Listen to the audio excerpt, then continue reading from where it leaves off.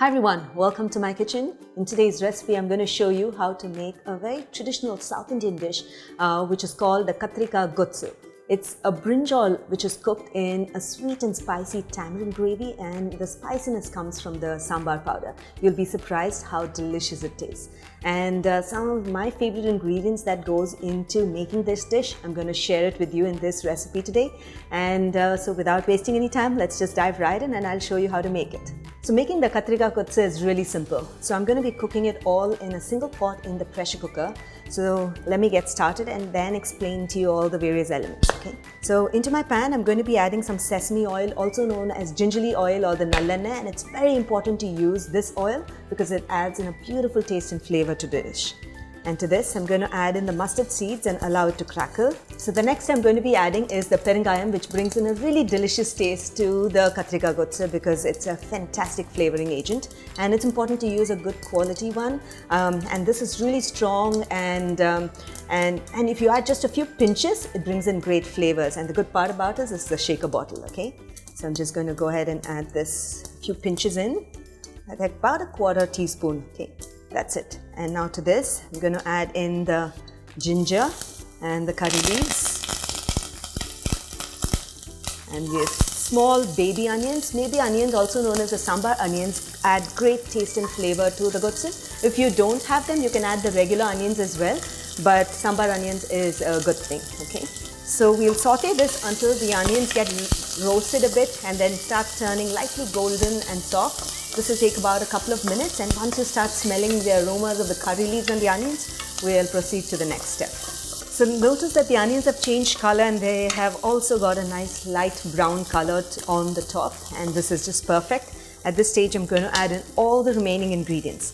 Okay, so I have some chopped tomatoes with me.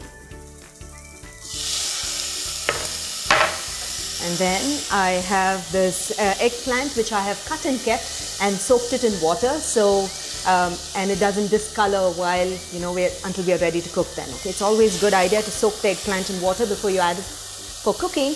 It does two things. One is softens the eggplant if it's a little old, and of course prevents discoloration. Okay, so just going to go ahead and add the eggplant, the brinjal or the kathrikai.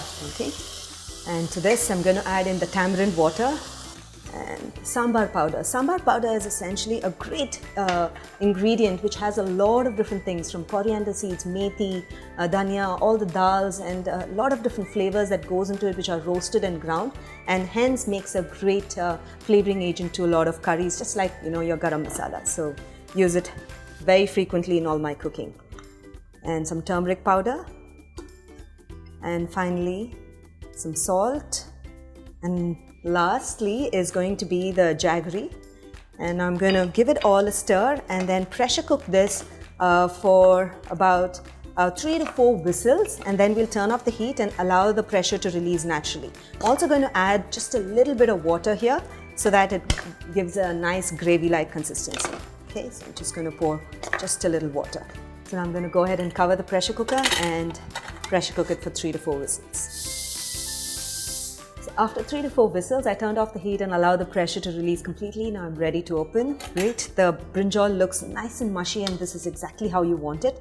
And it's really soft, and cooking in the pressure cooker is just this advantage. It gives you really good textured brinjal and really mushy one. This is exactly how it's supposed to be, and it's done. Give it a taste if you need any salt or chili powder, and add it at this stage. And after this, the last ingredient I'm going to add is lots of chopped coriander leaves, which is just going to add to the taste and flavor of this dish. So give it a stir, and now I'm ready to serve this. So the Kathrikai Ghostu was as simple as cooking in one single pot pressure cooker. Wasn't it really simple? You can serve this Ghostu along with a hot ball of Pongal. That's a traditional combination. You can also serve it along with some Kerala parota or a lacha parota for a weeknight dinner. Either ways, it does taste really nice, and you must give this recipe a try. It's a very different way of making brinjal, very traditionally South Indian as well. So if you do try this recipe, don't forget to share your feedback in the comments below, because like always, I'll be looking to hear back from you. Until then, until next time, happy cooking and healthy eating.